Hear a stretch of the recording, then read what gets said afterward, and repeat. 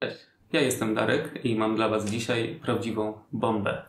Hitowy materiał, mianowicie wywiad z właścicielem mieszkania na temat kryzysu w nieruchomościach i problemów, jakie go spotkały.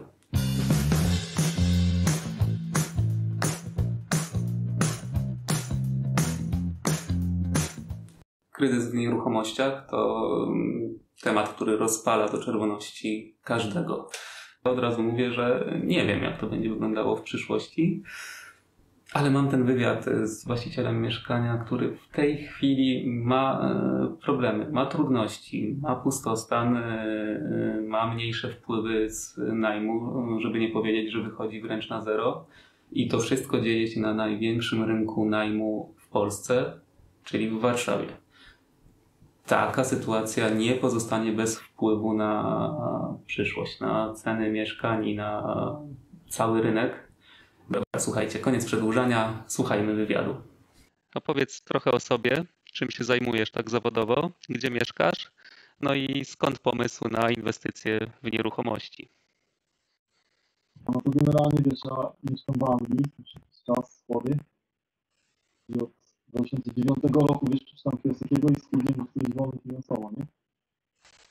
I tak zacząłem szukać jakichś tam opcji, no i najpierw chciałem dom zrobić na flipa, wiesz, tutaj w Anglii, nie w moim mieście, no ale wtedy wiesz, miałem dom zebrany i tak dalej, w miarę tani dom za 1500 funtów i tam zapłaciłem prawnikom wszystkich różnych tam jakichś kosztów, gdzieś około 1500 funtów, no i się okazało, że ten dom miał wadę, że chcieli dać kredytu, była jakaś piękna ściana, nie? No i ja to zrezygnowałem z tego całkiem i też stwierdziłem, że realnie się po prostu, przekonałem, że nie będę tutaj inwestował na razie, no i tak zacząłem później szukać innych opcji, no i wtedy stwierdziłem, że może być mieszkanie. Też w Polsce szukałem, może chciałem coś kupić na flipa, ale nie byłem na miejscu i tak dalej, no to wtedy znalazłem, zacząłem na internecie szukać jakichś opcji. Kiedy zacząłeś myśleć o tej inwestycji w Anglii i w Warszawie? Aha, w Anglii no to już było, nie wiem, 3 lata. A w Warszawie? A w Warszawie, no to tak nie wiem, no w 18 chyba roku, bo kupiłem mieszkanie w połowie roku 19, czyli to było rok, prawie 1,5 roku. Okej. I w jaki sposób sfinansowałeś to mieszkanie? No do gotówki. Jakieś duże przeróbki w tym mieszkaniu zrobiłeś? Czyli generalnie to było mieszkanie takie, wiesz, 3 pokoje to były na pierwszym piętrze, 58 metrów kwadratowych i ja z tego zrobiłem 5 pokoi na wynajem. Okej, czyli było przerobione na pokoje i wynajęło się wtedy w pierwszym roku od razu? Jakoś 2 tygodnie się, nawet może krócej w ciągu, się dało ogłoszenie, to się wynajęło w ciągu 2 tygodni wszystkie 5 pokoi, no i przez pierwszy rok do końca września 2020, teraz to było cały czas wymienione. No dobra, ale mówiłeś, że to do września 2020, a co wydarzyło się potem w tym ostatnim sezonie kryzysowym, który teraz trwa?